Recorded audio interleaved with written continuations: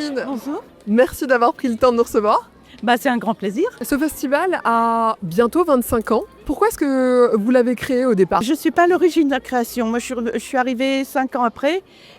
C'était une équipe ils étaient 4 ou 5 qui étaient désireux de faire une rencontre avec le public et des dessinateurs, des carnétistes, tous passionnés de voyage. Puis ensuite, ça s'est agrandi avec des projections, toujours pareil, liées au voyage, avec des conférences, des débats, des expositions, des ateliers. 11 films ont été sélectionnés cette année, mais sur combien? Une bonne soixantaine. Alors on fait une présélection.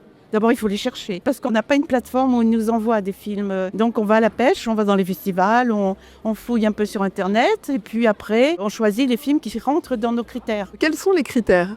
Alors, les 2 critères principaux, c'est qu'ils soient liés au voyage et aux rencontres. Ça, c'est très important.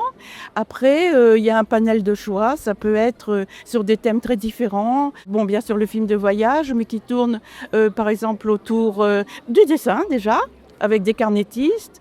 Ça peut être aussi un film qui relate de l'état du pays. Ça peut aussi être un film animalier. On est assez ouvert. Carnétiste, qu'est-ce que ça veut dire?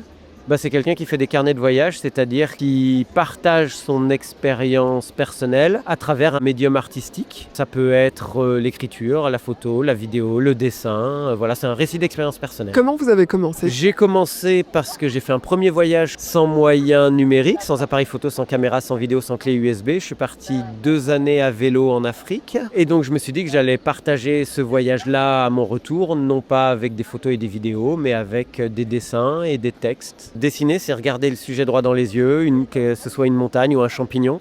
Et j'ai vraiment l'impression de profiter pleinement du temps avec ce qui m'est donné de traverser. Un paysage, une ville, ça peut être une vie à travers un regard, un portrait. Un voyage, il commence bien avant qu'on décide d'aller dans un endroit. La préparation d'un voyage, c'était pas la liste de courses ou ce qu'on met dans les sacoches. La préparation, c'est toute une vie et les bienfaits, c'est toute une vie. Ça vous a pris combien de temps à réaliser cette œuvre? Alors ça m'a pris environ 3 mois. Et qu'est-ce que ça représente? Ça représente l'embouteillage dans la ville de Kinshasa, capitale de la République démocratique du Congo. J'en viens, j'y étais encore il y a 3 jours. Je peux vous dire que l'embouteillage est toujours le même, ça n'a pas changé.